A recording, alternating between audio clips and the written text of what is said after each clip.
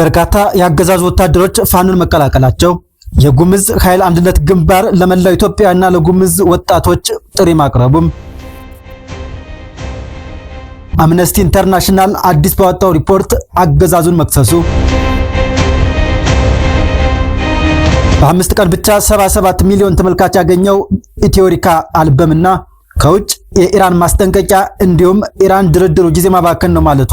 ሰላም ጤና ይስጥልኝ ውድ ቤተሰቦቻችን፣ የዕለቱ ሰበር መረጃዎች ይዘናል። እስከ መጨረሻው ድረስ አብራችሁን ቆዩ።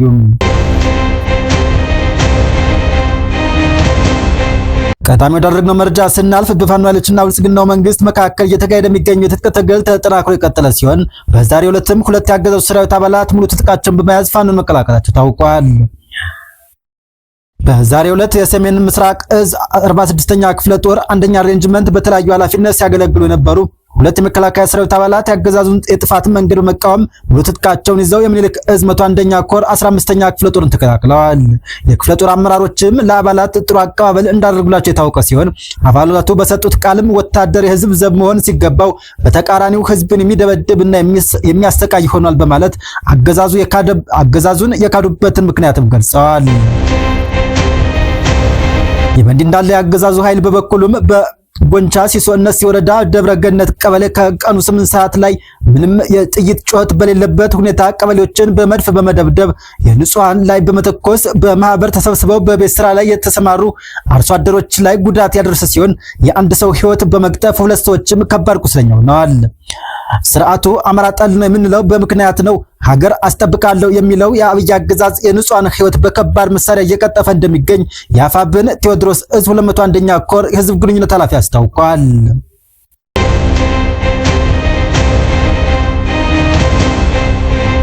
ለወራት የሰለጠኑ አራተኛ ዙር የልዩ ኮማንዶ ሰልጣኞች ተመረቁም።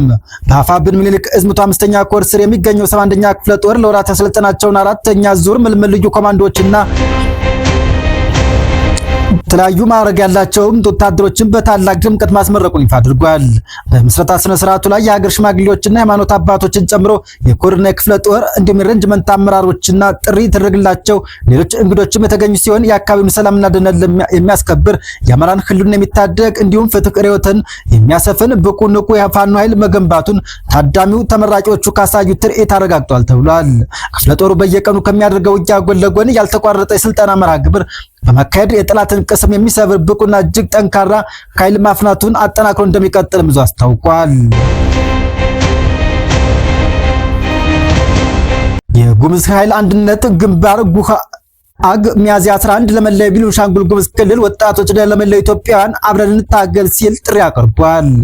በአደረገው ትግል ጥሪም በርካታ ወጣቶች ለነጻነታችን እንታገላለን በሚል ቁርጠኝነት የጉምዝ ኃይል አንድነት ግንባርን በርካታ ወጣቶች መቀላቀላቸውን አስታውቋል። የጉምዝ ኃይል አንድነት ግንባር ከዚህ በፊት ከነበረ ብቸኝነት ትግል ትቶም ለመጀመሪያ ጊዜ ከኢትዮጵያውያን ወንድሞች ጋር በጋራ ለመታገልም ወስኗል። አምነስቲ ኢንተርናሽናል በወጣው ዓለም አቀፍ ሪፖርት በኢትዮጵያ ውስጥ የሚታዩ አስገዳጅ መፈናቀሎችን፣ የሲቪክ ምህዳር መጥበቡንና ባለፉት ጊዜያት ለተፈጸሙ የሰብአዊ መብት ጥሰቶች የተጠያቂነት እጦትን በማንሳት ከፍተኛ ስጋቱን አጋልጧል። የዓለም የሰብአዊ መብት ይዞታ ዘ ስቴትስ ኦፍ ዘ ወርልድ ሂውማን ራይት በሚል ርዕስ የወጣው ይህ ሪፖርት የ2025ቱን ዓለም አቀፍና ቀጣይ ገጽታዎች የሚዳስስ ሲሆን በተለያዩ ሀገሪቱ ላይ የተደረጉ ግምገማዎችን አካቷል።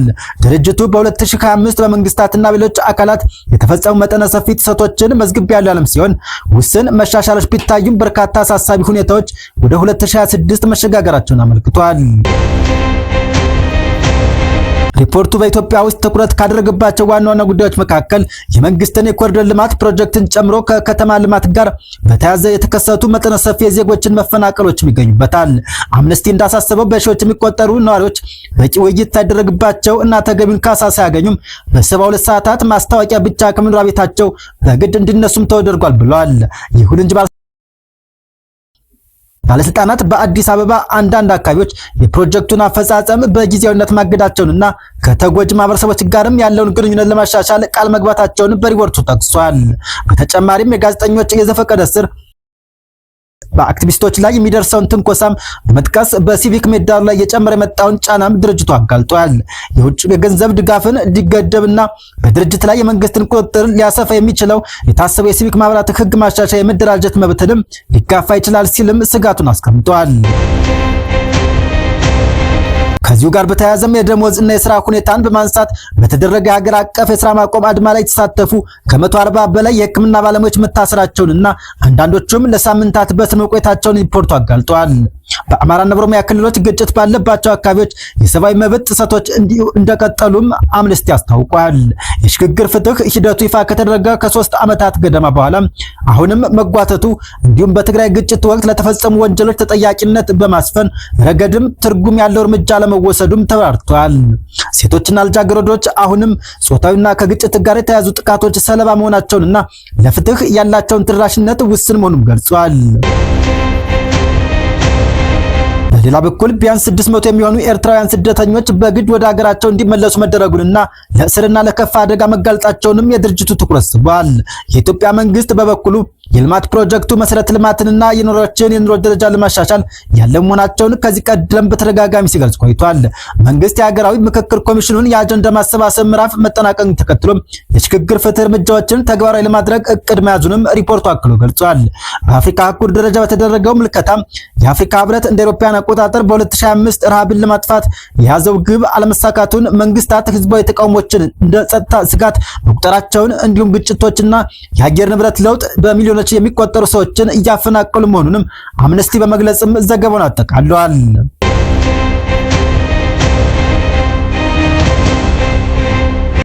በ5 ቀናት ብቻ 77 ሚሊዮን ተመልካች ያገኘው ብቸኛው የሙዚቃ አልበም ኢትዮሪካ ሆኗል።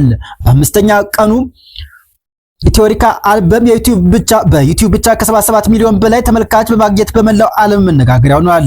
በተለያዩ የዓለማችን ክፍሎች በስፋት በመደመጥ በአንደኛ ደረጃ ላይ የሚገኘው ዳስ ጣል የተሰኘው የአልበሙ የመጀመሪያ ዘፈን በዩቲዩብ ብቻ 13.7 ሚሊዮን በላይ ጊዜ የተደመጠም ሲሆን ከፍተኛ ተመልካች ያገኘ ትራክ መሆንም ችሏል። ይህን ስኬትና ኪነጥበባዊ ድል እያጣጣምን ጉዟችን ወደ 100 ሚሊዮን እናደርሳለን ሲሉም አድናቂዎቹ ተናግረዋል። የብልጽግናው መንግስት በበኩሉ የቴዲ አፍሮን ኢትዮሪካ የተሰኘ አልበምም እንደ ስጋት በመመልከትም የቅርብ ወዳጆችንና ምክትል ማናጀሩንም ማሰሩ ይታወቃል።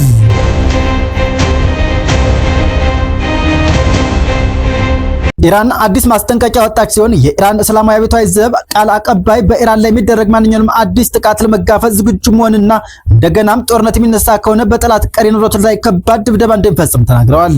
ከባለፈው ጦርነት የባሰ አስከፊ ውድመት እናደርሳለን፣ ለአሜሪካ የሚተባበሩ የአረብ ሀገራት ነዳጅ እንዳያመርቱ እናደርጋለን፣ አይተው የማያውቁት ጥቃትና ከናንባቸዋለን ብለዋል። ትራምፕ ዛሬ የሚያበቃውን የተኩስ አቁም ስምምነት በኢራን ጥያቄ መሰረት አራዝሜያለሁ ያሉ ሲሆን ኢራን ግን የተኩስ አቁም ስምምነቱ እንዲራዘም ለአሜሪካ ምንም አይነት ጥያቄ እንዳላቀረበች ገልጻለች። ኢራን በበኩሏም ድርድሩ ጊዜ ማባከን ነው ስትል ገልጸች ሲሆን አሜሪካና ኢራን ነገ ሮብ በፓኪስታን በድጋሚ ለድርድር ሊቀርቡ እንደሚችሉ ሲዘገብ ቢቆይም ኢራን ለድርድር ወደ ፓኪስታን እንደማታመራ በይፋ ማስታወቋን የሀገሪቱ መንግስት የዜና ምንጭ የሆነው ታስሚን ኒውስ ዘግቧል። እንደዘገበው ከሆነ አሜሪካ የሚያስማማውን ሁሉንም ሐሳቦች ውድቅ ስላደረገች ድርድሩ ጊዜ ማባከን ነው ማለቷን ጠቅሷል። የአሜሪካው ምክትል ፕሬዝዳንት ባንስ ወደ ፓኪስታን ለድርድሩ ሲጓዙ እንደነበር የተዘገበ ቢሆንም እስካሁን ወደ ፓኪስታን አላቀኑም። ነገ የተኩስ አቁም ስምምነቱ ያበቃል። የተኩስ አቁም ስምምነቱ እንዲራዘም ፓኪስታን ሁሉም ሀገራትን ለማስማማት እየጣረች ትገኝ ሲሆን ትራምፕ በበኩላቸው ኢራን አዲስ ፕሮፖዛል ስላስገባች የተኩስ አቁም ስምምነቱም ለተወሰነ ጊዜ ተራዝሟል ብለዋል። ፕሬዝዳንቱ አክለውም ኢራን በሆርሙዝ መዘጋት ምክንያት በገንዘብ እጥረት ይስቃየች ነው ብለዋል። የዘጋነው የሆርሙዝ ሰርጥ በአስቸኳይ እንዲከፈት ይፈልጋሉ። የካሽ እጥረት ገጥሞታል። በቀን $500 ሚሊዮን እያጣች ነው ብለዋል። ወታደሮቿና የፖሊስ አባላቶቿም ክፍያ አልተከፈለንም በሚል ቅሬታ እያሰሙ ነው ብለዋል። የአሜሪካው ፕሬዝዳንት ዶናልድ ትራምፕ ይሄን ይበሉ እንጂ ኢራን በበኩሏም በዛሬው ዕለት ጥቃት መፈጸሟ ታውቋል። ኢራን በሆርሙዝ ሰርጥ ለማለፍ የሞከሩ 3 መርከቦች ላይ ጥቃት የሰነዘረች ሲሆን ሁለቱንም ለተጨማሪ ምርመራ በቁጥጥር ስር አውላ መውሰዷን አስታውቃለች። ኢራን ይህንን ጥቃት የፈጸመችው አሜሪካ ዛሬ የሚያበቃውን የተኩስ አቁም አራዝሜያለሁ ባለችበት ወቅት ነው። ይህ ጥቃት ተከትሎም ላለፉት 2 ሳምንታት $90 ወደ 95 ይሸጥ የነበረው አንድ በርሜል ድፍድፍ ነዳጅም ከጥቃቱ በኋላም የ3% ጭማሪ በማሳየት አሁን ላይ $101 ደርሷል። በእንዲህ እንዳለ ከ$900 ሚሊዮን በላይ የሚያወጣ ነዳጅ የጫኑ 34 የኢራን ነዳጅ ጫኝ መርከቦች የአሜሪካን የሆርሙዝ እገዳ ጥሰው እንዳለፉም WCJ ዘግቧል። ይህ ክስተትም ሆርሙዝ በኢራን ቁጥጥር ስር እንደሚገኝ አመላክቷል።